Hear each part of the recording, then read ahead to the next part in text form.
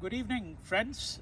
Today is December 13th, Wednesday, and I'm in Athens, Greece, and I'm at the Agora, also known as the classic Agora, as distinct from the Roman Agora. So the word Agora is a Greek word which means an open place for assembly. Later on, it also came to acquire the meaning of a marketplace. And I thought it would be interesting to do a little video here at the Agora, because the Agora is the place that is very often referred to as the birthplace of democracy. We've heard Athens itself being described as a birthplace for democracy, but within Athens it was perhaps the Agora where the democratic spirit first flourished in the Western world. Now, there is one misconception that needs to be cleared about the Agora straight away, which is that there is often an assumption that Athens alone had the Agora, and this assumption is sometimes made by people because Athens itself has been described as a birthplace of modern democracy. Democracy in the ancient world, and of course the argument that has often been made in the West is that it is the spirit of Athens that was in fact actually imbibed by Western Europe, and democracy in the form in which we know it in the 18th century goes back to obviously such things as the American Declaration of Independence, the War of Independence, and the Constitution. And even earlier, of course, in Britain, which does not have a written constitution, but we know that there was something akin to what we call democracy in Britain, going back to at least, let's say, 9 or 10 centuries. But the important misconception, as I said, is that the supposition that Athens alone had an agora, which is incorrect, because even Sparta had an agora, and some of you who are watching this video may be familiar with Thucydides' great history, the history of the Peloponnesian War, which was fought between Athens and its allies on one side, and Sparta and its allies on the other side. And what is very often obscured in that myth-making, if we may call it that, about Athens is the fact that Sparta played a considerable role in the development of Athenian/Greek democracy. So Athens went through a period when it was under the rule of tyrants, and it was Sparta that in fact actually helped deliver Athens from the tyrannical rule of a number of people. The people who killed these tyrants committed what is called tyrannicide, and they were in fact actually celebrated with statues in this agora. But now I think we can come to the more important and interesting part of the story of the agora, because the agora is also associated with Socrates. And we know that Socrates is the principal character in the plays in the dialogues, the philosophical dialogues. Plays is not the right word. Plato did start his life under a different name as a playwright, but then he heard Socrates, who lived, if my memory doesn't fail me, somewhere from around 470 BCE to 399 BCE approximately. Plato, of course, is much younger. Plato was born sometime around 427 BCE, and we know that Plato must have heard Socrates wandering around in the agora. So, as I said, the agora is an open place for assembly. So it refers both to the people who assembled, as well as to a place which was an assembly, an open assembly place.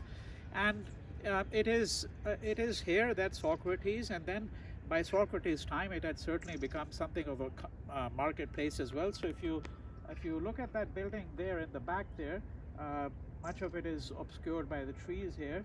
It's a very long, a long building. This is called a stoa. Usually, sometimes the word stoa is used to refer to a column. Sometimes it's used to refer to, in fact, buildings set on a large number of columns with an open walkway.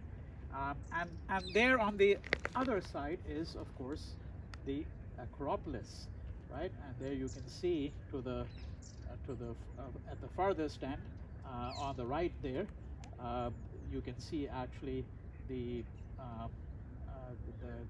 complex, and that's the small temple of Athena over there, and then the building right in the middle, which is now under renovation. That's the Parthenon, and that is the monument, the great temple to Athena, after whom Athens is named. Now, by Socrates' time, the Agora was also a marketplace, and this stoa there, in fact, had, it has been suggested from the reconstruction that has been done by scholars, archaeologists, historians, people who specialize in the history of the classical period, that there were at least 21 shops over there, and this would have been a very this would have been a part that would have shown the hustle and bustle of the city, right, of the polis. So it is here that Socrates would walk around, and he would then stop and he would start asking questions.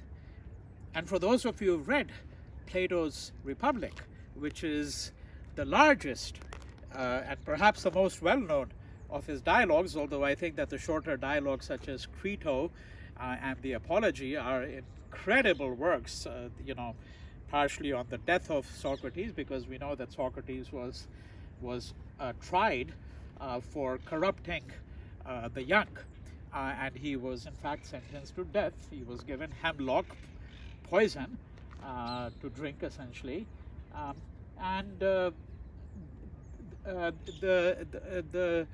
elders, the jurors, who in fact actually handed down the sentence at the trial, that trial was in fact held in the Agora as well. So the Agora was really, as I said, a large meeting place.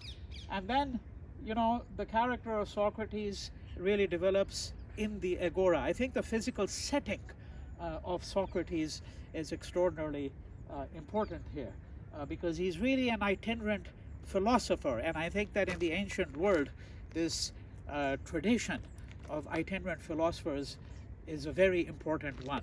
So, as I was saying a few minutes ago, if you look at the Republic, which is the longest and perhaps the most famous of the dialogues of Plato, this particular dialogue is a dialogue where Socrates engages young people in a discussion of such things as what is virtue, what is beauty, what is truth, right?